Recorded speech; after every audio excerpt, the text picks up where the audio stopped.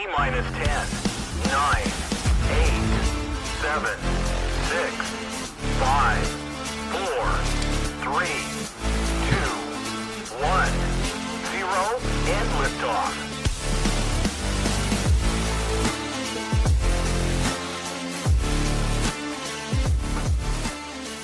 All right. Welcome to the party, everybody. You get the Horn Show. Tad and Jeff here. How you doing, brother? Doing good. And we got a lot to talk about tonight. As always.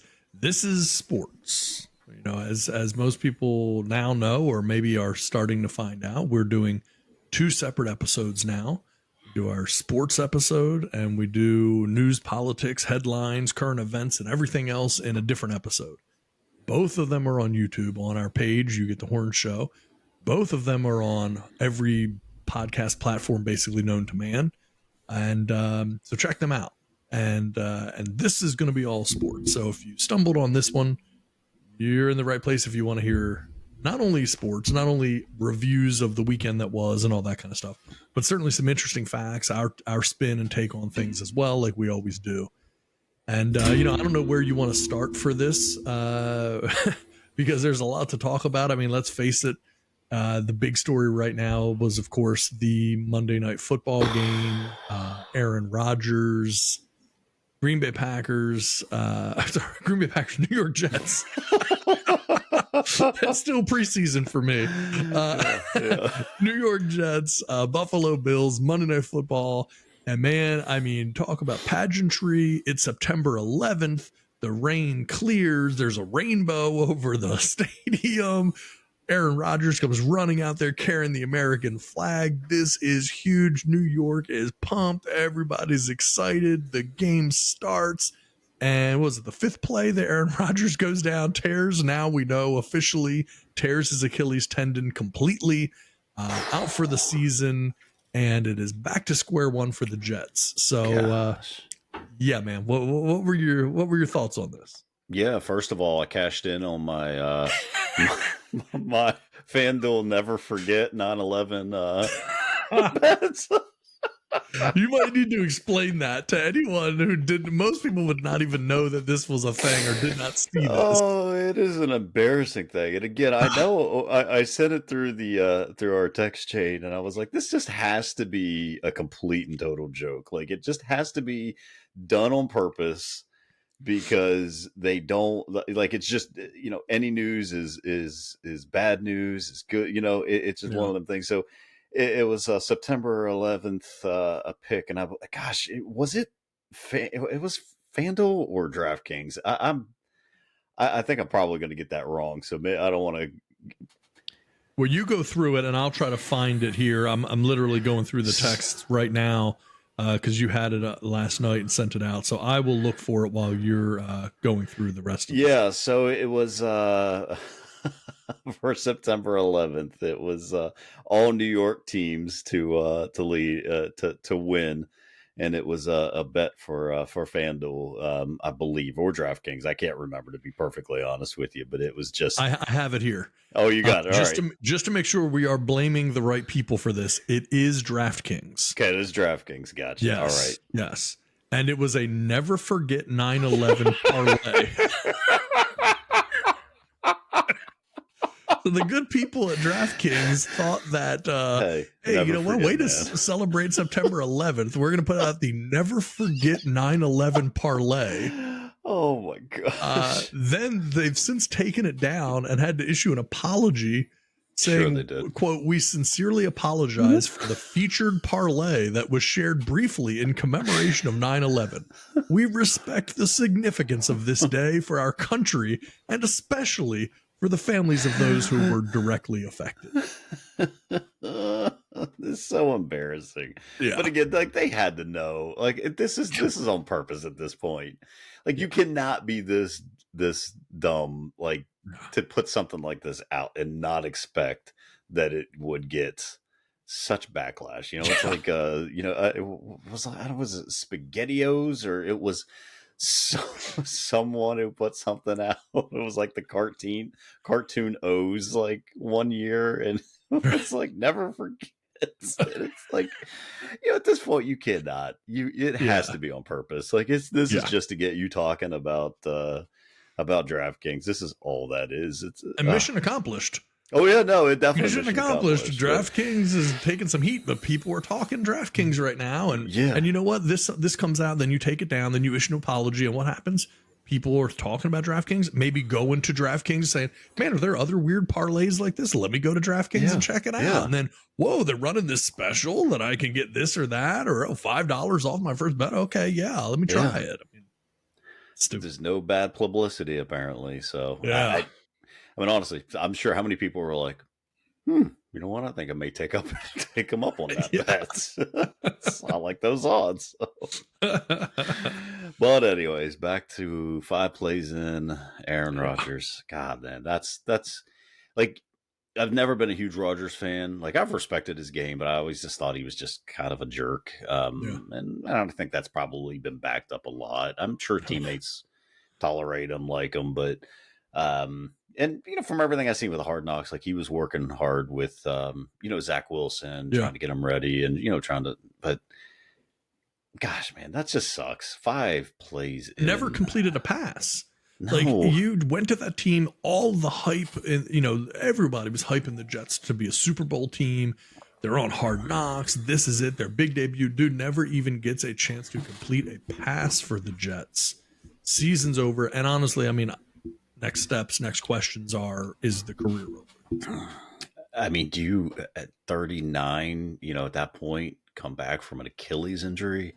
It usually takes you a good half season into the next year to even start feeling right. I mean, that's just, and you could see the replays and you could just see the moment that thing popped, and you're just like, man, that's awful. And I feel terrible. I mean, I really do. I mean, for the fans.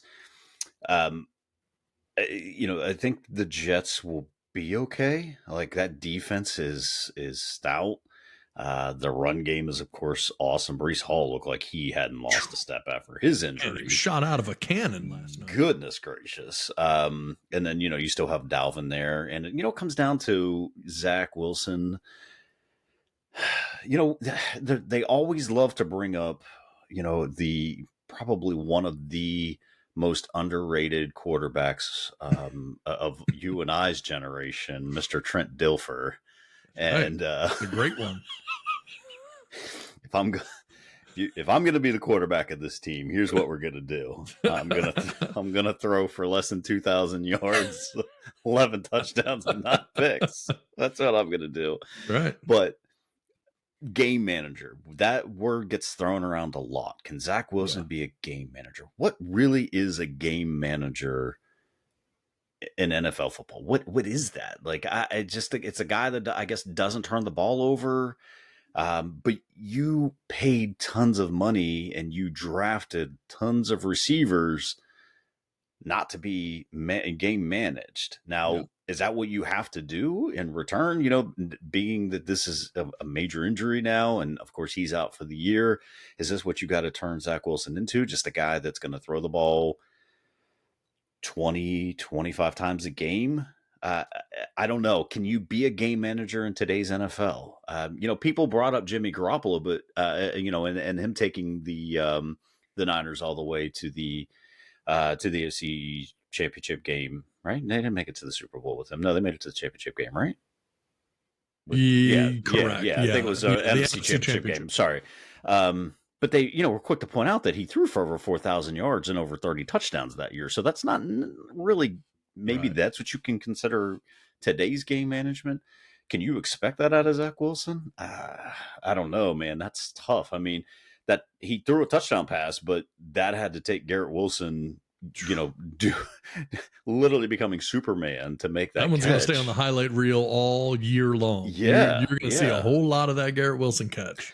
Right. So, I mean, man, I don't know. I don't know that you can be a game man. You can win being a game manager in this NFL.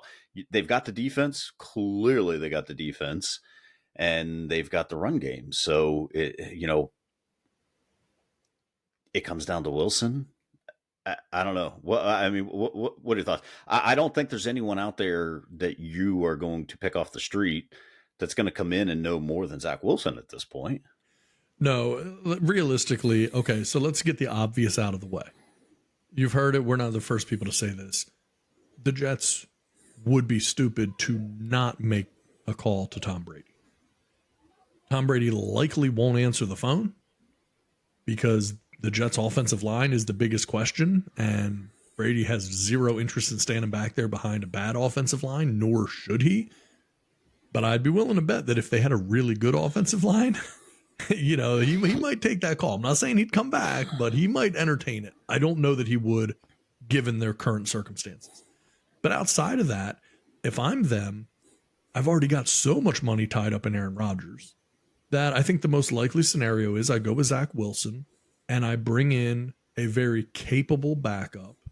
The person that I have in mind right away, which would be, in my opinion, the best fit for that team, is Colt McCoy, because you need a talented veteran quarterback who would not be a threat to a Zach Wilson, but can mentor him. And Colt McCoy has shown himself to be that guy. So I think that's where, it makes the most sense. You run with Zach Wilson, you bring in a Colt McCoy, that's your team. And you win with defense and running the ball. And that's the closest that you're going to come. If you can win with a game manager in today's NFL, the Jets are actually well made and well built to be able to do it. Because those are the two things you have to have if you're going to not have an explosive, dynamic quarterback. Then you need to have a strong running game and a strong defense. The Jets are set already with those. So Then it just has to be a quarterback that's not going to screw it up. And that's really where Zach Wilson needs to tighten up and make sure he's not turning the ball over. Yeah. And as long as they can avoid the turnovers, I think the Jets will be okay. I don't know that I think they have potential to still be a wild card team. I don't think that they're going to win the division, but I think they can be a wild card team. I think you're right. I don't hate that that choice of Colt McCoy. Honestly, I'd probably bring a Joe Flacco back just because he has familiarity with the offense. But does he? Because now you have Nathaniel Hackett there. I mean, it's a new system from when Flacco was there. That's true. And I'm not saying that McCoy has any knowledge about that system either. True. Yeah, but he's at least been in the system, I guess, so he kind of knows the system. But I think he could be that game manager that you would be looking for, the guy that's not going to turn the ball over, the guy that would. So it's you got these young guys, and we saw it, this week with the Steelers, which we'll get into a little bit. Opportunity to throw the ball away. You want to try to be a hero and try to make stuff happen. That's what I would worry about with Zach, especially when he doesn't have anyone breathing down his neck. Like, I just feel like he just has that attitude of like, all right, I'm going to prove that I belong here. I'm going to prove that, what was his overcompensate. Quote? Yeah. Whoever you bring in, I'm going to make their life, practice a living hell or something, to that regard. So now that he's the only guy, is he just going to be, all right, what are you going to do? Bench me? I don't know. Right. I'm sure the team, the team's going to put him in his place, but some people brought up Cam Newton just because of the whole running aspect. Because I don't know what he would provide to you in the passing game, but in the running game, I think he could offer actually a decent amount. But you've got you've paid Lazard, you've paid you've drafted Garrett Wilson, so you're not out there wanting to run the ball 50 times a game. So you do need to have some semblance of the ability to at least pass the ball. So, man, you put all your hopes into a 38-year-old quarterback, and I think this is what you get. It really sucks for the Packers too, because now they're not going to get a first-round draft pick out of this. I mean, that was all tied to incentives and playing time and everything else, and that's not going to happen now. He had to play at least 70%. A lot of people that maybe are casual tuning in, obviously NFL fans, know these things, but a lot of casual people may not realize, like, you can necessitate that a player play a certain amount when you trade him. Like, hey, look, we'll make this trade, but when he plays 70% or more, then we're going to get X.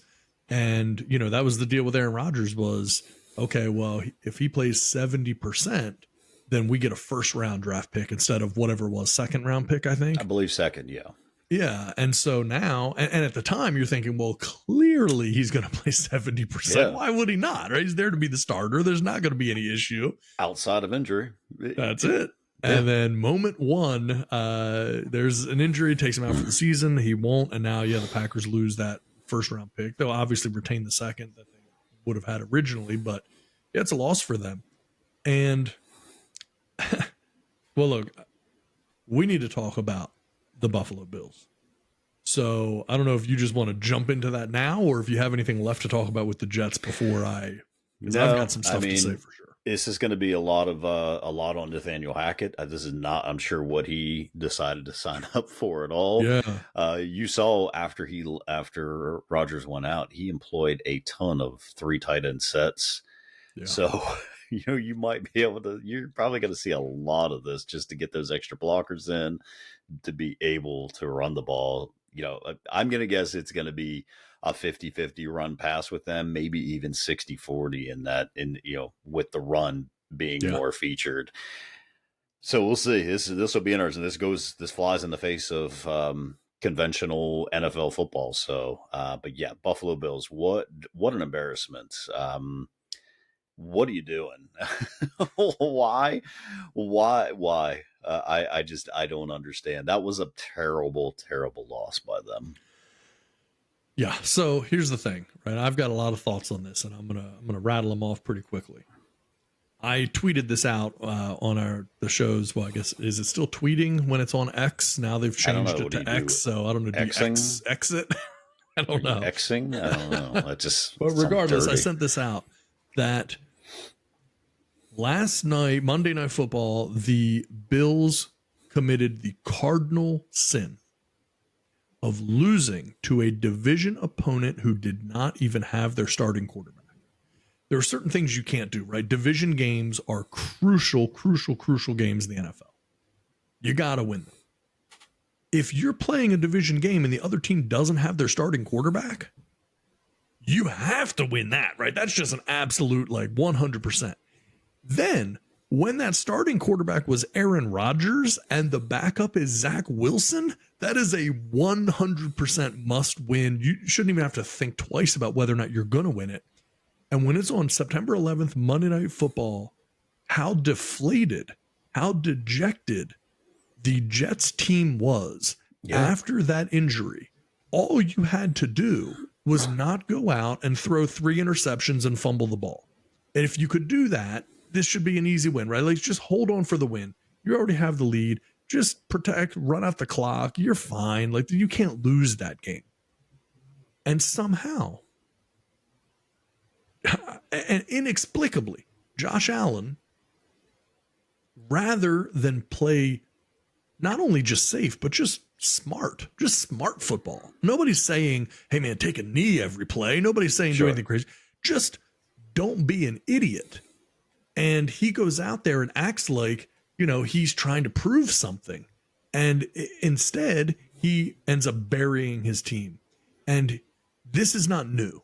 And this is not isolated to last night. Here's an interesting stat. Josh Allen has 84 career turnovers. That is the most in the NFL since he entered the league in 2018. So since 2018, absolutely no one has more turnovers than Josh Allen. And then he goes in on Monday Night Football on the biggest stage and turns the ball over 4 times against a bad team in terms of a team without a starting quarterback. And they managed to lose that game in overtime. So I can't understand what Josh Allen's thinking. And the problem is that he's a guy who has all the talent in the world. He can't get out of his own way. And another thing that I tweeted out was that Josh Allen and the Bills in general are talented, but they do not have a killer instinct. And until they develop a killer instinct, the really good teams, when they have those opportunities, they're stepping on your throat, man. They're finishing you. They're going to make sure they run away with this game, and they're going to try to break your spirit. And there's a difference, and I've heard it said a few times since then. Well, yeah, hey, Josh Allen's aggressive. Josh Allen's a gunslinger, blah, blah, blah. Yeah, that doesn't mean he's a killer. And what you need in that situation is a guy who is cold-blooded assassin. And for whatever you want to say about him, Tom Brady would not have lost that game last night. And is it because he can throw the ball further, harder, better than Josh Allen? No, absolutely not. He makes better decisions. Peyton Manning would not have lost that game. These guys that are just cold-blooded killers that know how, when the situation presents itself, to finish it. Josh Allen's not that guy, right? And the thing I was thinking about earlier today, it's like if you watch one of these old martial arts movies, right? Like we used to watch, right? Steven Seagal or Van Damme or anything, right? And there's like 10 guys in the bar. And for whatever reason, they all decide to run up to him one at a time in like a single file line to try to fight him. Well, they're gentlemen. So yeah, I want to give him a fair chance before I take my turn. But what happens is, right? Each of them immediately like gets, bottle cracked over their head and thrown through a window or whatever, right? They're all aggressive. They're just not killers. They're the first one to jump in the fight and try to do something, but they can't win. And that's Josh Allen, right? Josh Allen is the guy in the Steven Seagal movie who is thinking he's hyper aggressive by just running face first at Steven Seagal and then immediately is just getting destroyed. That's him. Like, you have to understand there's a difference between being aggressive and being a quote unquote gunslinger and protecting your team, playing smart, and being a dominant quarterback. And you cannot be a dominant quarterback if you're going to turn the ball over 4 times against a team that you should be beating, a division opponent. That's not smart play. That's not good play. And this isn't new with Josh Allen. In fact, it's gotten really old with Josh Allen because it hasn't. It has, but I think you know what he is at this point. So for all those turnovers that he's had twice as many touchdowns. I mean, so, he's passed for 139 touchdowns in his career. Lord knows, I mean, he's probably averaging 6 to 7 rushing touchdowns a year.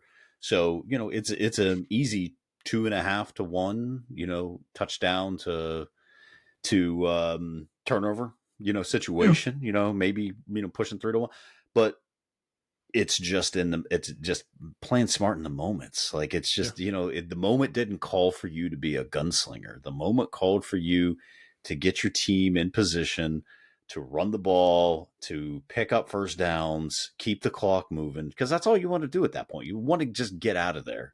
Yeah. It's already ugly enough. Let's just get out of there. And yeah. I mean, you're right. These division games essentially count for 2, right? It's a 2-for-1 situation. Right. That's now a 2-game lead, technically, by the by Packers. Lord, here we are. By the Jets. It's essentially now a 2-game lead because they now hold the tiebreaker over them. So even if they finish with the same record, they would hold the, ended today, they hold the tiebreaker over them. So that's those division games mean more than just about anything, just because of how important they are and how the way the tiebreakers work in the NFL. Yeah, wasted opportunity. I don't know what the answer is there. I mean, but they don't have a run game to speak of. Josh Allen is their run game. We talked about this, even last week. Like, right. Dude, they stayed the same, but they ultimately got worse because they didn't try to add to that. They could have had Dalvin Cook on their side to be able to bleed that clock out. Yep, and not the opposite. So, yeah, great win for the Jets. I mean, that really at least gives them hope and gives them, after they should have folded. So the fact that they didn't says a lot to me about Robert Saleh. I mean, that he didn't let that team, just give up and quit on the season. They went out there and played their hearts out. So go win. We'll see how it leads from here, though. Yeah, agreed. I we talked about the Bills leading into the season. You hit the nail on the head. Like, hey man, they stayed the same. Staying the same makes you get worse. And the Jets, we said, got better. The Jets got good enough to be able to beat the Bills without their starting quarterback. Yeah. And that tells you a lot about where they are.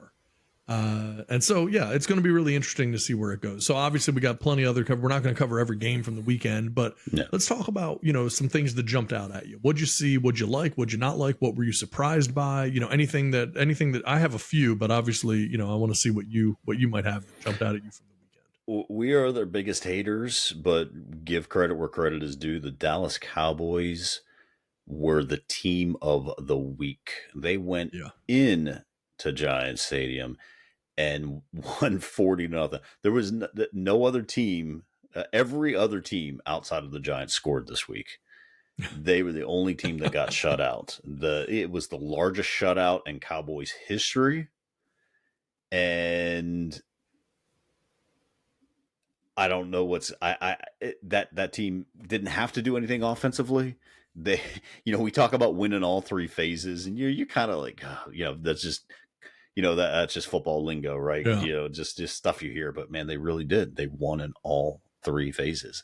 That defense is something to behold. That is amazing defense.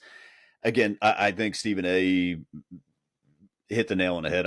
He's not my favorite person in the world. I've come to appreciate him. I've come to like him, but he was like, if you didn't think the Cowboys defense was going to be great, you weren't paying attention. You look at the players on there. It all comes down to one player, and that's going to be Dak Prescott. So Dak didn't have to do anything. Dak wasn't asked to do anything, but there he was, knowing you had a lead and didn't waste it away. Last year the dude was throwing picks all over the place. This year, at least for one game, controlled the clock and played smart football, which you have to do. So yeah, I mean, that's Cowboys were my team of the week. 49ers came in very close second. I got to watch that up close and personal. That is also a team to be reckoned with. Yeah. So yeah, the Dallas, I'm really curious. There's going to be one of two things that happens. I don't know which. I'm not making any predictions here. But either the Dallas Cowboys will be overly confident because of the game that they just played against the Giants and then come out and disappoint next week. Or they will be bolstered by that performance and be ready to take it to another level. The game, to me, was not dissimilar from that Super Bowl with Peyton Manning and the Broncos against the Seattle Seahawks. Yep. Right away, first snap of the game, ball goes over Peyton's head out of the back of the end zone. And it was just like, okay, what in the world? Like, and every bad break happened, and it was just an avalanche that you can't get back. So, but the Giants drove all the way down, and then, they were ready to score, false start, penalty here. Yep. And then next thing you know, it's a blocked field goal return for a touchdown. So, I mean, that really snowballed. Saquon had the fumble one time there by the red zone as well. Yeah. It's. I just think that, it got out of hand really quickly for the Giants. And at that point, then the Giants have to become one-dimensional. So it becomes incredibly easy for Dallas to just tee off, right? And you can't take anything away from what Dallas did, right? It all worked. I'm just curious to see when they aren't getting that. Like, is this the Dallas team that we're going to see for the full season? Right. If it is, then you better believe they're a force to be reckoned with. I have a tendency to look back over the last 30 years, give or take, think, and think, okay, Dallas is probably going to find a way to screw it up. But hey, look, no doubt, if you're going off of just week one performance, yeah, Dallas is a major player in the NFC. And you can see already that NFC championship being the Niners and Cowboys, it could be a very, very interesting matchup, and it could be a lot different than last year of those two teams, matching up. Could be good. Yeah. But the Niners are a complete team, like you said. I mean, the Niners, they're another one that did what they needed to do. I mean, they were just destroying the Steelers that whole game. And they could have put up more than 30, probably. They win 30-7. They probably could have hung up more if they wanted to. Guaranteed. Because towards the end there, they literally were just, just a run the clock out type of a situation. So Yeah. that was just a thorough butt whooping start to finish. And that's, and that was with TJ Watt playing like the defensive MVP that he is. I mean, 3 sacks, 2 forced fumbles, a fumble recovery, a pass deflection, 2 tackles for losses. I mean, the dude was all over the field, and it just didn't matter. They took Debo out of the game. They took McCaffrey. well, no, McCaffrey went off. I'm thinking George Kittle, and then, but that didn't matter. Purdy just found Brandon Ayuk. Like Over and over and over. Is just over and over and over and over and over. I mean, the team is stacked. They looked so good. It was funny because Trent Williams comes out and was like, "Yeah, we were really hoping that the Steelers would stop going 3 and out so we could get a break." That's hilarious. Exhausted. Please, man, just get a first down. And you know what happened? They did. They drove 95 yards. The Steelers did in under a minute 30. The Steelers are the only NFL team that hasn't recorded a 400-yard game on offense since the start of the 2021 season. Every other team has done it at least. Time. Yeah, listen. Every other team has done it at least 3 times. Now you tell me what is different. You tell me what is the same. You tell me what is this. And it's we go back to it, and you can go back and listen to my rants in October of last year. Right. It's the offensive coordinator. But at this point, I'm convinced that Mike Tomlin is just so bullheaded and so embarrassed that he could be wrong that he won't. And it was even said today in a press conference, like, basically it was a Pittsburgh reporter, which I'm shocked because, they love Tomlin so much and his Tomlinisms, and, it's getting a little old, but, they asked him, like, what keeps Matt Canada there? And he was like, the stats show it. Bro, no, the stats don't show it. Like, now you're just lying. Now you're just, you're trying to save face. And it's like, Kenny Pickett, when he just drove up and down the field, because he didn't have the offensive coordinator in his ear telling him to, hey, hand it off so Najee can run right into the middle of the defensive line for 2 yards. And then the next play, hey, hand it off to Najee so he can run right into the middle of the defensive line for 2 yards. And then, hey, throw the ball 15 yards down the field on 3rd down so we can get out of here and punt the ball. He was, boom, just meticulous. And here was another stat. This is by Josh Carney. It was actually by Josh Carney. Kenny Pickett was at his best again when under pressure on Sunday. Was the number 3 QB in football last year under pressure against San Francisco. He was 13-17 for 135 yards, 76.5% completion percentage, and 7.9 yards per attempt. So let the guy just let him take over just a little bit. Let him have it. We need to ride or die at this point with Kenny Pickett. I don't want to see anything else. I don't want to see anyone else come in because if he sucks, then I want to draft Caleb Williams. So it's a win-win for me. If he can work his way out of this and can get into it, but you got to get rid of McKenna. I'm sorry, it's too much at this point, and now it's an embarrassment to this team. The Washington Commanders have had more 400-yard games. And they've had a quarterback. I don't know. They start like 4 quarterbacks a year, and they still managed to have more 400-yard games than the Pittsburgh Steelers. The only team. And listen, the Steelers have never finished under Tomlin under 500. So what does that tell you? Like the kind of defense that they have. And so it becomes to a point where it's like, something has to change. And I think it has to be ownership or management that forces Tomlin to make these changes. If you don't want to make these changes, I'm sure there's plenty of people that want to come and coach the Pittsburgh Steelers. Like if that's, people are like, get rid of Tomlin. Immediately this is what we always go to is like, who else is out there that's better? That's right. And then if Tomlin is let go this year, there's 20 teams lined up to sign him next year, right? So I mean, I don't believe in that. But you got to change something up, man. So sorry, I went on a rant there. I knew it was going to happen, but here's something I want to talk about: Broncos versus Raiders. Mm.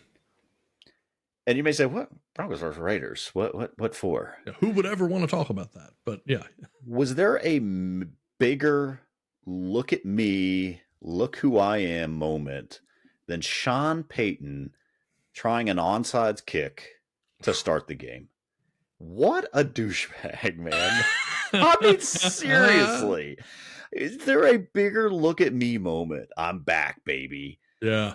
And what did it do? You know, they already are what? I don't know, you 1%, success rate with these. So it would have succeeded, but the guy catches the ball before the 10 yards. Now there's a penalty added to that. And then what does the Raiders do? They go 10 plays, 44 yards. They use up 5 minutes and 32 seconds of the clock. And then Jimmy Garoppolo hits Jacoby Myers for a touchdown. And you lose the game 17-16. That's right. 1 point loss. Bro, come on, man. That to me is like, what are you doing? That's like, no, I think you're right. Like, I think it's so selfish. It's Sean Payton just showing there's a new sheriff in town type of thing. Look at me. And hey, you don't know what I'm going to do, man. I'm over here. No, I'm over here. I'm like, hey, I'm going to, I'm throw it all out the window. And, they did it's not a coincidence, right? I mean, they did it, the Saints when they were in the Super Bowl a few years ago and, all of these things. So, it's Sean Payton kind of bringing out the hits, to try to get, fans excited and get some momentum going for a team that he probably knows isn't very good. But they got potential. They have potential in that division for sure. You can't spot, particularly, again, we were just talking about this with the Jets and the Bills. It's a division game. You can't make it. You can't give your opponent an edge in that game. And, no. And you lose that game that with a 1 point loss, that's going to hurt you. Because clearly the Raiders weren't driving up and down the field. They scored 17 points. Right. But when you give them, a 50-yard field, that's right. It's a lot not easier even a 50-yard field. You gave them a 44-yard field. Right. So you gave them half the field to work with to start the game. Like, it's just, fine if it works. But it never works. It works. Yeah. I don't even know what the results or what the stats are on onside kicks, but they got to be extremely low. There aren't many lower percentage plays that you could have run. Right. Like, just do a flea flicker Hail Mary, do a hook and lateral all the way down the field. Like, any one of those would have a higher likelihood than just an onside kick to open the game. But it was absolutely again, just a look at me moment. Like, he's more important than the team. That's how I took it. I don't know. I'm sure, there's other people out there that are, big Sean Payton fans. I don't necessarily dislike the guy. I think he's a really good offensive play caller. And, I think he does well. But, like, dude, in that situation, in a division game, it's not worth the risk for the the first game of the season. You just don't have to do it. You're down 2 games now. After one game, you're down 2 games. And it's just, something else. Dolphins, Chargers, slugfest. Is it high time? And I said high time that we recognize Tua as a top 5 QB in this league. When he is healthy and when he is playing. It's hard pressed. You are hard to find a better, more accurate quarterback than Tua. Oh, it's true. It's true. That's scary to think about. The 466 yards that he passed for is the most against the Chargers in NFL history. Yeah, look, I mean, we said ahead of time coming into the season, Dolphins have a good team. The door is even wider open for them now. Whew. Wow. I mean, my goodness, between what we just saw with the Bills and the Jets, and I mean, the Dolphins look like they could easily end up winning that division. It's all, and we did say this for the record, it's all going to come down to Tua's health. Absolutely. There's nothing that you would look at with the Dolphins and say, they don't have this piece. They're missing this to be successful. They have the players on defense. They have a solid running game.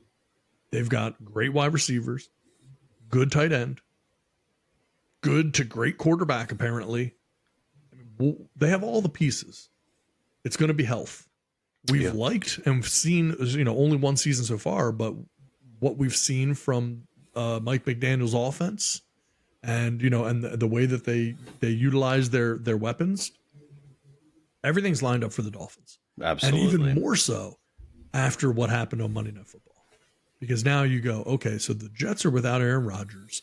The Bills could easily self-destruct. I don't think they will, but they could. And they still don't seem to know how to win when the chips are down. Right. And the Dolphins, man, they could be sitting pretty. So, yeah. And then you look, there is another team in that division, right? And that is the Patriots, who honestly played the Eagles surprisingly tough in that game. We don't need to go into it, but they came to play in that game. They could have easily upset the Eagles. And so you got to give them credit. The Patriots, we talked all the time. I've said it many times on the show. Secret to winning the NFL, have a really good coach and a really good quarterback. Patriots have one of those two. The Jets, we don't know if they have either of those two. Right. The Bills have at least, we think, one of those two. They might have both. The Dolphins, they seem like they might have both. Yeah. It's still too early to tell completely, but they might have both. So we talk about, when we talk about the Dolphins, we're not talking about the play of Tua. We're talking about strictly the health of Tua. That's it. I mean, which says a lot about this kid. Yeah. I mean, they were trying to run that dude out of town. They were trying to they lost draft picks because they were tampering with Tom Brady. And all Tua was doing is just sitting in here each and every game, just strike after strike after strike, accurate after accurate after accurate. Now, it helps when you have a Tyreek Hill goes off for over 200 yards. I mean, it helps a whole heck of a lot. He's a monster. Yeah. But you got to make sure you got to be throwing them the ball. You got to make sure that ball is where he can catch it and where he can catch it and run after the catch. So I mean, I think it's time. If he keeps putting these types of stats up, and he doesn't have to put 466 yards up, but if he can be just this consistent guy like he has been, I mean, he's going to be the next contract guy. He's going to be the next guy that's going to get that contract. And it's health with him. If he stays healthy, I mean, I think the Dolphins got a great chance to win this. Dude, the Geno Smith, how funny was that when Aaron Donald got free and he's yelling, "Oh my God!" And I don't think I've ever seen anything like that before. Yeah. You just look up and you just see this monster running at you. I mean, Mike's were I able was to in the pick same it up. thing. Yeah, exactly. The Mike's day was so quiet. Yeah, it was so quiet in the stadium, and you just, oh my God. That was so good. It's just hilarious. But Puka Nakua, boy, is there a new name in That's town, a name right? people are going to remember. He became the 9th player drafted in the 5th round or later since 1970 to have 100+ receiving yard in his first game. And he's the 2nd player to accomplish the feat since 1987. Good Lord. When they said the name, I had not even a clue who the guy was. But boy, he was just all over the field catching the ball. So, and Matt Stafford looked like Matt Stafford of old. So, a healthy Matt Stafford. Look, there's nobody that thought the Rams would beat the Seahawks. No, I mean, that was just all. A foregone conclusion. Like, Absolutely. No, of course, that's a win. That's a win for the Seahawks. 100%. And Rams probably won't play like that every week, but if they can bottle a little bit of that, they're going to be tough to beat. Yeah, that's without Cooper Kupp. I mean, jeez. I mean, if Matt Stafford stays healthy, I mean, and that's a big if because he hasn't been able to the past couple of years, but they won the Super Bowl. That Super Bowl team wasn't loaded offensively. It's not like they were just, just star name after star name after star name. Robert Woods, I think, was on that Woods, team, and Cup. I believe Odell was on that team, but if I'm not mistaken, I'm pretty sure Odell was hurt. I mean, that was when he got injured in the Super Bowl. Super Bowl, never played in the Super Bowl and stuff. Right. So, I mean, it's They again, coaching and quarterback, right? And we know already if he's healthy, Matt Stafford's a heck of a quarterback, and I think Sean McVay is a pretty proven commodity at this point. So that's what it comes down to. Yep, absolutely. And then this still boggles my mind. The NFL is how old now? I don't know. Not 100 years old, but yeah, something stupid, right? And you still find these Scorigamis, the Ravens and Texans. That's right. 25-9. That has never happened before. How does that score never? We see this every year, and it just boggles my mind. How in all of these games played has a score never ended 25-9?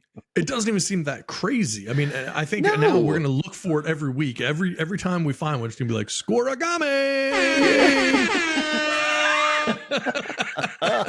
I mean, there's 25-9.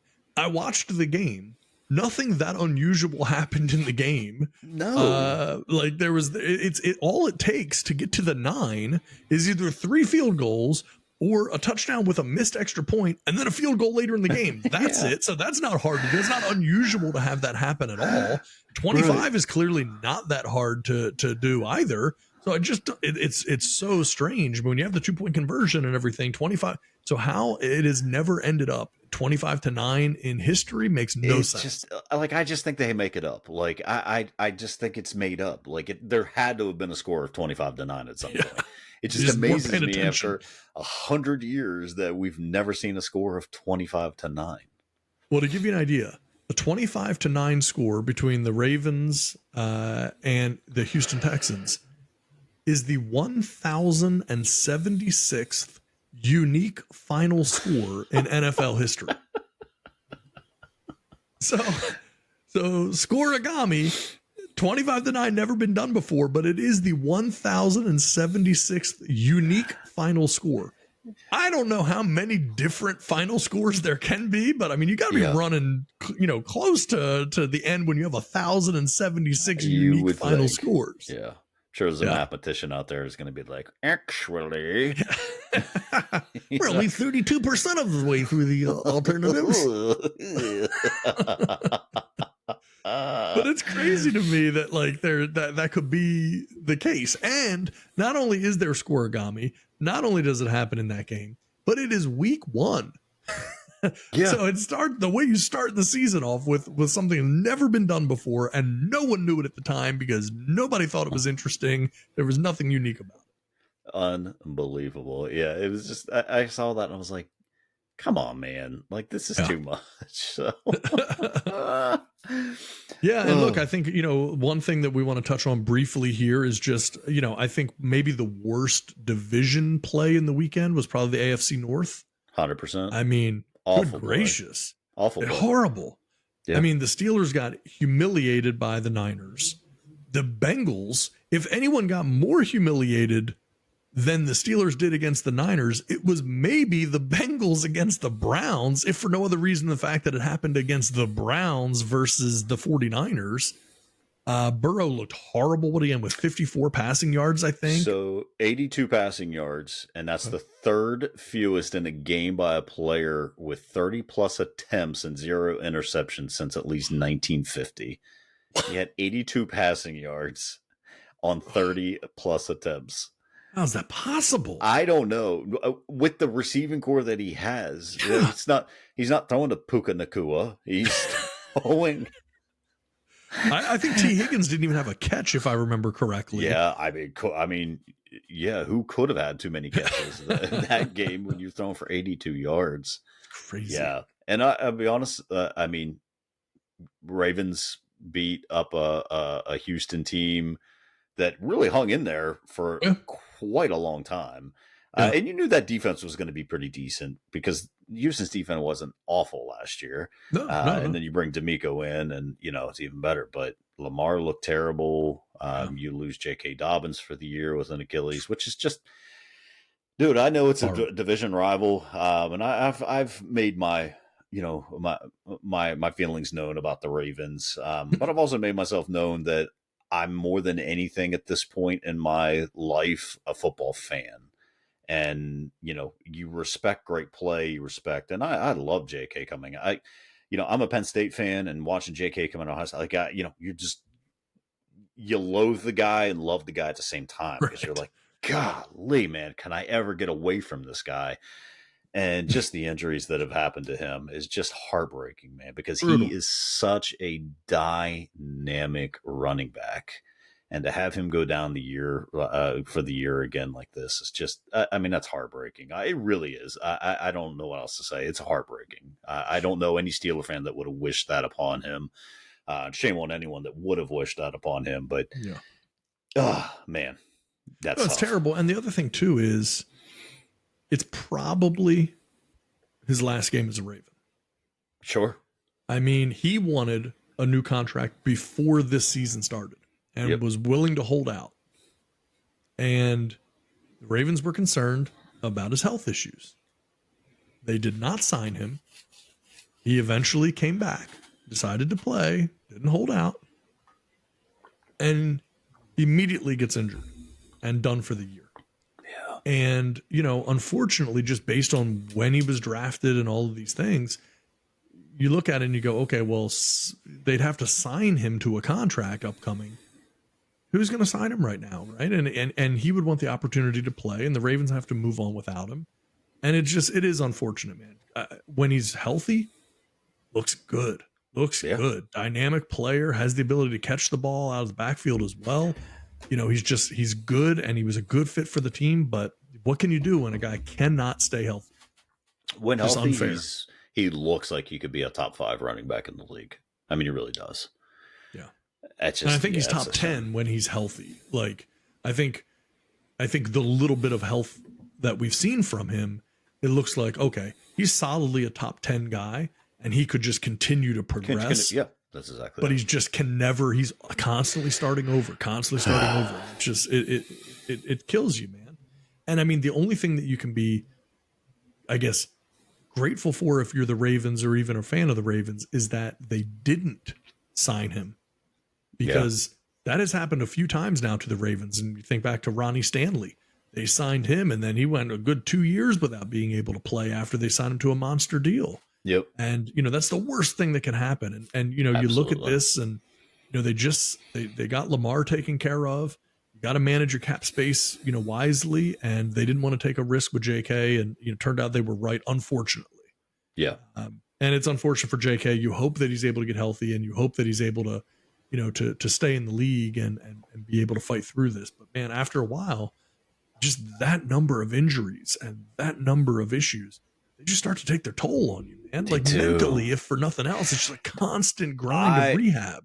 I think the mental part has got to be the worst part. Like, you're just like, man, I got to do this again. How do I do this again? And that's awful for him, man. I feel for him. I really do. I mean, it's like I said, he's on arrival, but I appreciate great play, and I appreciate, good players, and that's just tough for him, man. I feel so bad for him. I really do. Yeah, I mean, if you go back through what he's had, he had a leg fracture. I mean, we can go back like this. And I mean, we're talking about before NFL stuff, right? Like overall, he was very healthy. Like he had a leg break in 2016. I think that was like high school. He had an ankle injury in the Fiesta Bowl in college. That's it. And then he came into the NFL. 2021, he tears his ACL. Then ends up tearing. Well, he missed all of the 2021 season. He had a torn ACL and meniscus. He undergoes surgery. Then he comes back and he has a hamstring tear. And then he has his Achilles. And so he's only played 23 games in 3 NFL seasons.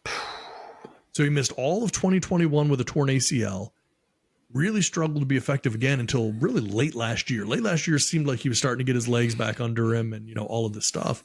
And, now he's back out again. So it's really tough, man. Yeah. That's so, but anyway, that's the situation. That's the way the cookie crumbles, unfortunately. Yeah. So, yeah. Who else did you have that you wanted to touch on? Anything Well, as it pertains to the football weekend, or yeah, just maybe one more, maybe two yeah, more. We'll see. But how about Calvin Ridley? 686 days between regular season games. Goes out, has eight receptions, 101 yards, and has a fantastic touchdown. Good for yeah. him, man. Love it. Yeah, that he could be that piece that Jacksonville needs and was missing to really put them over the top. They could be Well, a I think about dangerous it like team as this: well. if he had been with Jacksonville last year, I don't know that the Chiefs managed to find a way to win that game. I don't know, like where, like I'm just not sure because you remember how tight it was. Yep. And if you have a Calvin Ridley in there, I don't know. They might have Yeah. gone a lot further last year. It's going to be tough. They're going to be a tough team this year. Very tough team. I mean, they're well coached. Quarterback play just keeps, he just keeps elevating. So it's good. And then Baker Mayfield has now won 3 of his first 4 team debuts in his career. This man has been on 4 teams. And manages to pull that game out against the Vikings, which I mean is just a statistical anomaly because the Vikings really just outperformed them just by double, right? I mean, just all over the field, and somehow, man, they find a way to win. So week 1 is fun, man. Week 1 is always just so weird. You never know what's going to happen. One team can look like, just amazing. And then, by week 6, 7, then you realize, okay, the Cardinals hung in there forever against the Commanders.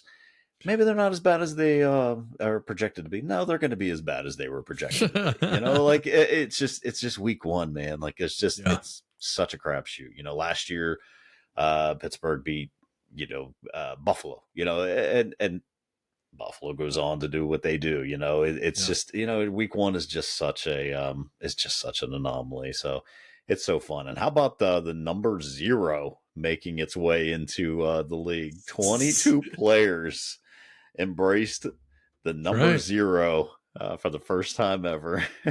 Yeah. So I saw Roquan Smith for the Ravens wearing, I believe, number 0. Yeah.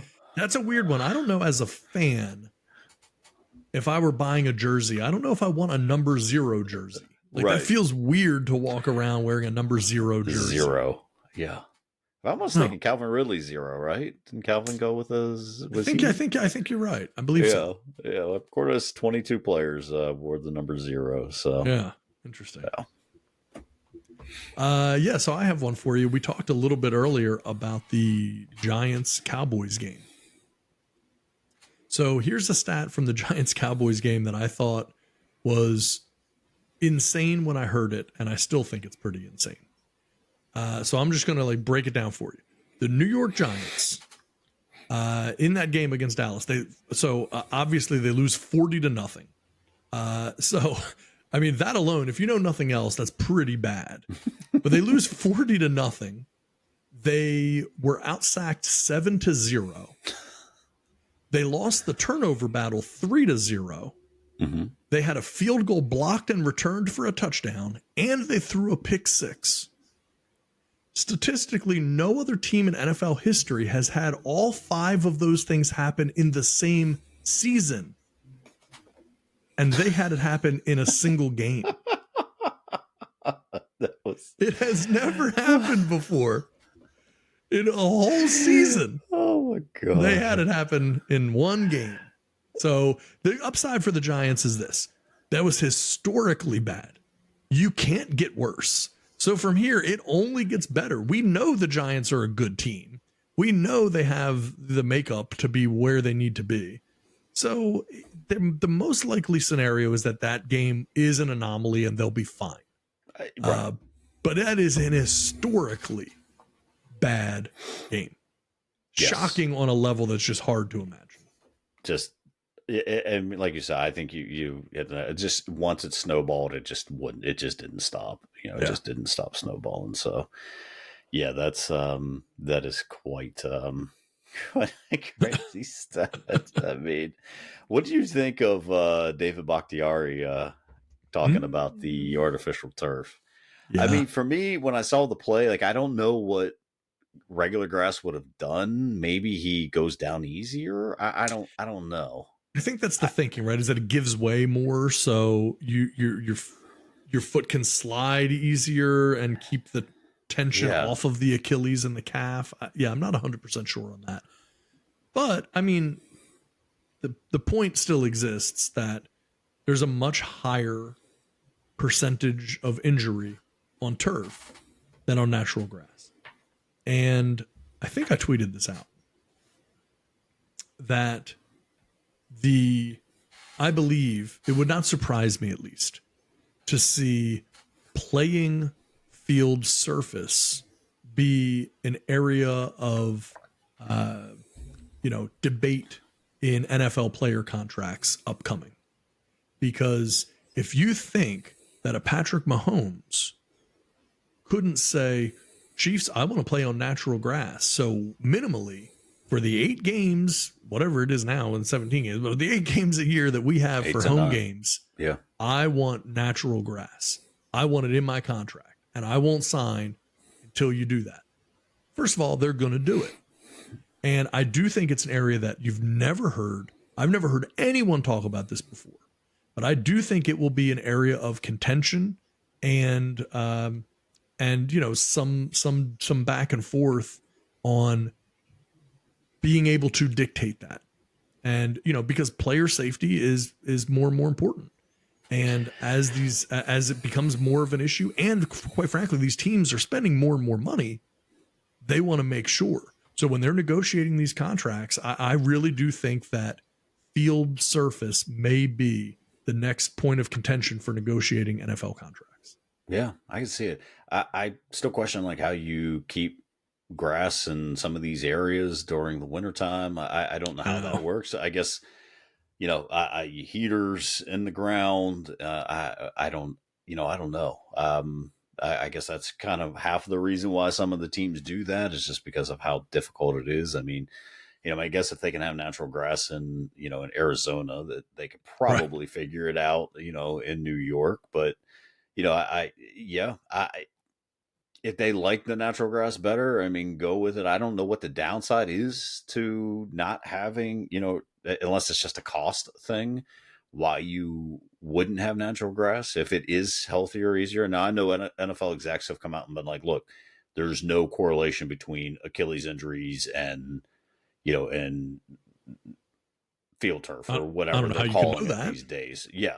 I mean, according to them, they're coming out and saying it, like pretty much defending, not having natural grass. Like there's no correlation between these injuries and this, but you're right. So if they're going to come out and say that, then it may become an issue where it does come down to contracts, where it's like, okay, well, if you're not going to address it, then I'm just not going to play. And let's see if teams, it can't cost that much more money to figure it out. I mean, No. I mean, if you want the best play on the field and your players are saying, give us natural grass. Now, I don't know if everyone, sometimes in Pittsburgh, I wish they had fake grass, because apparently no one can ever keep their footing in Pittsburgh except for the opposing team. Like, I don't know how many times, the Steelers fell down while doing this. And, and then they had a game. First off, oh God, here we go. I'm going to get on another tangent. Stop playing Pitt home games the same time that the Steelers have a home game the next day, because you just chew the grass up. You make it impossible to play on.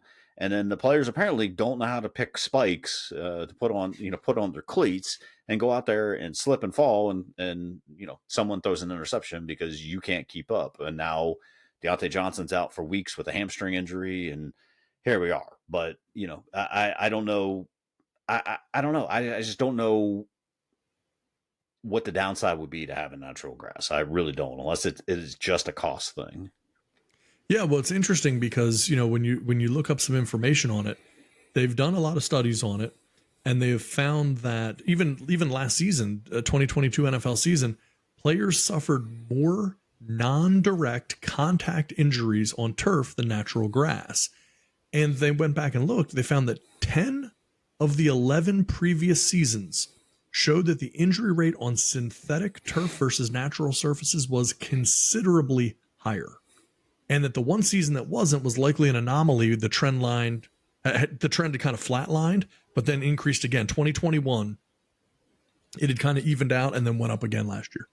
And so it really looks like the 1 year was just an outlier, and it would have been 11 out of 11. Instead, 10 out of 11 seasons, greater non-contact injuries have happened on synthetic fields than natural grass.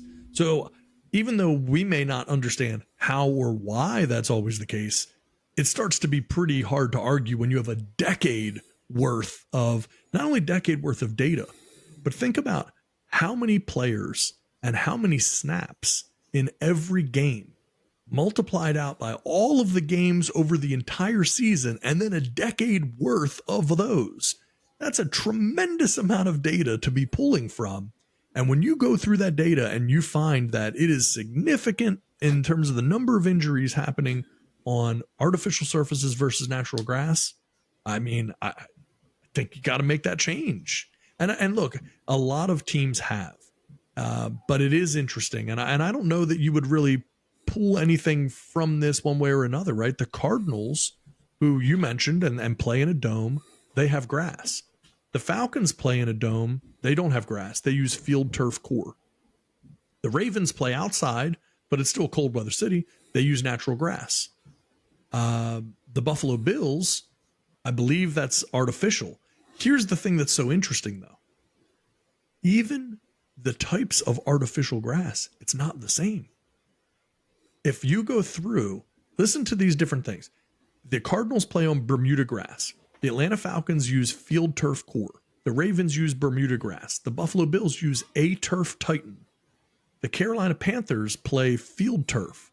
The Chicago Bears use Bermuda grass. The Cincinnati Bengals use UBU Speed Series S5M synthetic turf. The Cleveland Browns use Kentucky Bluegrass. The Dallas Cowboys use Hellas Matrix turf.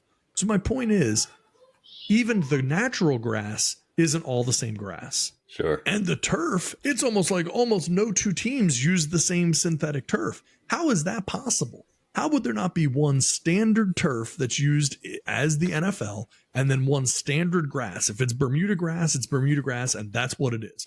Yeah. But instead, you have many, many, many different types of turf used and some different types of natural grass, and it just makes no sense. Right. And you have, a standard for everything, like from the vitamins you can take. That's right. But the height of your socks. But yet you let the owners just say, we'll take this grass. Yeah. Whatever's at the old Home Depot, I guess. Right. You decide they're going to use. And I will say this is interesting. Not, I didn't mean to interrupt you there, but this is it ties to what you were talking about. The Pittsburgh Steelers play on Kentucky Bluegrass. Now, going through this list, they are, as of the time this list was made, unless anything has changed, the only other teams that play on Kentucky Bluegrass are the Denver Broncos and the Cleveland Browns. No one else uses Kentucky Bluegrass. Everyone else seems to use Bermuda grass. So for whatever reason, maybe Kentucky Bluegrass, if you're talking about the issues that the Steelers are having, maybe Kentucky Bluegrass isn't the right choice. I don't know. I can't speak to that. But you're seeing Bermuda grass being used in Baltimore to Arizona, so clearly it's pretty versatile and pretty resistant, and hardy when it comes to different weathers. Yeah, I was going to say, it's possible just regions that it would grow better in, but if it's Bermuda can grow in Baltimore, it can grow in Pittsburgh. I mean, that's pretty much the same environment, for the most part. And then especially if it can grow in Arizona, which they do a whole thing where they roll it out, and that's right. It's Chicago uses it, right? So again, if it can go in Chicago, it can certainly make it in Pittsburgh as well. They use Bermuda grass. Yeah. So yeah, I don't really understand what the difference there is. They use it in Jacksonville, they use it in Kansas City, they use it in Vegas, Bermuda grass, they use it in Miami. So it definitely is the preferred thing to do. Now, San Francisco is the only one that does something a little different, which is Bermuda grass and perennial ryegrass as a mixture. I don't know why that would be. but Tampa uses Bermuda, Tennessee uses Bermuda, the Washington Commanders use Bermuda grass. So yeah, I mean it's definitely Pittsburgh could use Bermuda grass if they want. Most of the league does if they're doing natural grass, but there's a couple teams that want to use that Kentucky bluegrass, and it's weird that it's Cleveland and Pittsburgh and then Denver, so it's like, is that just a little regional provider there in Western Pennsylvania and Ohio that's just, like got a good contract and is taking care of those stadiums? Yeah. That'd be something to look into.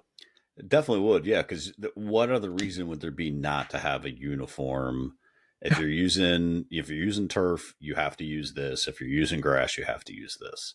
Because again, my thought is maybe it grows differently. But again, if you just mention, Bermuda's growing in Baltimore, it's growing in Jacksonville, it's growing in Arizona. Chances are Bermuda can probably grow just about anywhere if it's growing in those locations.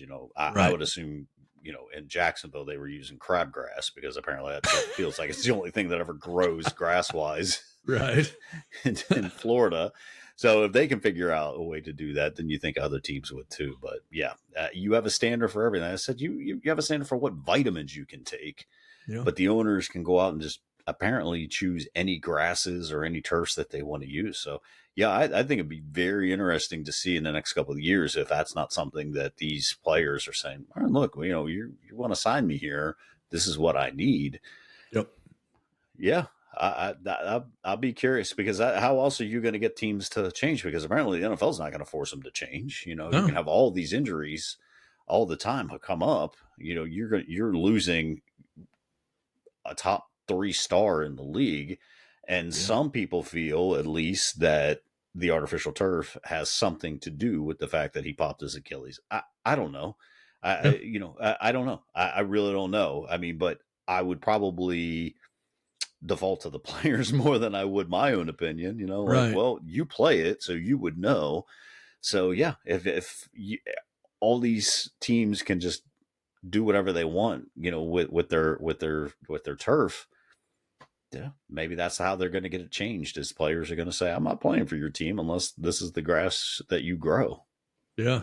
Because they say there is no set rule for whether a stadium uses real grass or turf, and the decision is up to local management. And then for some stadiums, particularly in the West, like again, Levi Stadium in San Francisco, State Farm Stadium in Arizona, teams actually have the ability to bring in new grass throughout the NFL season that's grown at a nearby farm. And so it's not that you have to have one field for the whole season and, whatever happens. No, you can bring in as much new grass as you want. You can keep that field looking pristine and perfect. It's grown at a local farm. You bring it in. I can only assume that's what the Ravens and other cold weather teams are doing when they're able to do it. So yeah, it's interesting so there's clearly a way that it can work. You just have to want to make it work. So. Right. And that concludes Garden Talk today here on You Get the Horn Show. Well, yeah, we probably will get ready to wrap this episode up here pretty soon here. But do you have anything else you wanted to kind of to touch on here before we do wrap it up? No, man, I'm just excited football's back. I did get the YouTube yes. NFL Sunday Ticket. Good. First week, I expected there to be some bugs, and there was minor things. Glitched a wee little bit. Cool. They allowed 4 screens, 4 separate games to be played at once. One thing I noticed is when you flipped, so you would just kind of scroll through like you would anything else. And when you would scroll to a game, that audio should start playing. I had to play with that a little bit to get the audio to pop up on that one. So it would still be audio from this game, and I'd move it over here, and the audio wouldn't. I'd have to scroll down and go back up, and then it would finally kick in. Glitched a little bit. Never realized, and I probably should have, but never realized how far behind the NFL red zone is. It is a good 30 seconds behind, because red zone was one of those split screens that I would have. Okay. And so sometimes when, a team was in the red zone, that would be the team that was one of my 4 teams. So it would be the NFL Red Zone and this, and I'm looking at this and look down. I'm like, well, geez, they're already on to the next play, and they're still going back here talking about this play. Wow. Never realized that, and I don't know why that's like that, but it is legit at least 30 seconds behind. Maybe it just gives them time to like get ready to talk about it in the studio or something. Yeah, that's interesting. Only thing I can think of. So you usually, if you really want to screw with someone, that's watching the Red Zone that can't get their game. Well, what's the cost? What's the cost with YouTube TV? Like, what is the so? What did it end up running? So I don't know, because I did like the split it up into 4 payments. So they gave me like $50 off, but I want to say it was $104 a month, I think. So I want to say it was somewhere right around $400 for the year. I think then that was with like $50 off. They were just running some sort of special, so it was like $50 off. I just, if I wanted to cancel it, I wanted to have the opportunity. I'm not even sure I can cancel at this point, but after watching that Steeler game, I was like, well, that was Can I cancel this? Can I cancel this? So it was cool. I also noticed that there were, especially in the second half, that there were like 2 or 3 games that weren't on there. And I don't know if it's just blackout rules or what that is, but it's very weird because it's like, you get this because you can't get those other games. Right. You're supposed to watch all out of market games. Yeah. And for whatever reason, there was a couple of games that I'm like scrolling through and I'm like, where is this game at? It was like the Eagles game. And I'm scrolling through. I'm like, where is this? But I guess because it was on local channels that I guess you could get with a antenna. I that's the only thing I looked into it a little bit. And that's kind of what it made it sound like. If it's on a local market game or something, that it's not going to be on there. But I seem to remember seeing every game on the 1 o'clock games, but the 4:25 game, there was a couple of games that weren't on there. So overall, I thought it was good. Like I said, a little glitchy. There was a few times where I was like, come on, man, like where it would just kind of freeze up a little bit. Yeah. And I think I read some of that stuff too, but otherwise it seemed to keep up pretty well. No, I heard that you cannot just pick any 4 games to watch. No, there are only certain like games or certain you pick. They give 4. Right now they give you, and some of them are 3, so you can do like a 3-screen box, you can do a 4-screen box. Okay. That's a combination, but yes, you couldn't necessarily. I want to watch this game. I don't know why. I mean, yeah. You should be able to do that for the price. And like, and honestly, I say like it was pretty good, but like the fact that I'm spending $400, maybe a little bit more, I really expect there to be no issues. I expect that if I'm watching a quad box, that I switch over to that next game in that box, that audio should be playing right away. I shouldn't have to figure that out and screw around with it. But I can see there's potential there. There's potential there with it. So yeah, it looks cool. I mean, it definitely, I mean, the 4 games at once is very cool. Yeah. That's nice to have. So yeah, that'll be interesting. All right. Well, that was a good one. Yeah. Well, I have one last thing here before we end the show, just really short and sweet. I just thought it was very, very interesting to see this stat. This is coming to us from the world of baseball. The Orioles won a game the other day. This was against the Boston Red Sox. And it was a fascinating game. The Orioles allowed 24 hits in the game, and they still won. So here's a stat for you with the Orioles having won this game the other day. This was, I think this was the 9th, right? September 9th. Total number of teams to win a 9-inning game where they allowed 23 or more hits since 1901. It happened in 1901 to a different franchise also called the Orioles. It happened in 1922 with the Cubs. It happened in 1925 with the A's. It happened in 1930 with the Cardinals. And it had not happened since 1930 until the Orioles just the other day on September 9th. That is insane. So it happened 4 times in history between 1901 and 1930. And then for the, I don't know, was it 80, 90 years since 1930, it has never happened. And then happened again. So it's the 5th time in history. Here's what's crazy. Teams are now 5 and 338 in that span when allowing 23 or more hits in a 9-inning game or shorter. So 5 wins, 338 losses. Oh my gosh. It's since 1901 when allowing 23 or more hits in a 9-inning game. Oh, that's hilarious. Yeah, what a thought that was a pretty crazy stat. Yeah, that one was pretty interesting to see. Like, Jeez. you don't see that very often. Since 1901, it's only happened 5 times. So it just shows you not all the craziness in Scorigami is in football, because you definitely get some interesting ones in baseball. Yeah, that's almost 3 hits an inning. That's insane. And you still win the game. Yeah, that's nuts. Yeah, so I thought that was pretty good. So anyway, that'll wrap us up for this. So we appreciate everybody listening. Thursday Night Football coming up this week. So that'll be good. Is that Vikings? I'm drawing a blank on who the Vikings are playing, but Vikings somebody on Thursday Night Football. Sure. Tune in. Yeah, tune in to see who the team that the Vikings are playing against. So we got Thursday Night Football this week, and then we have another exciting slate of games coming up. Vikings Eagles. There you go. All right. That's so on, Eagles. Remember, that'll be on Prime this year. That's right. Week.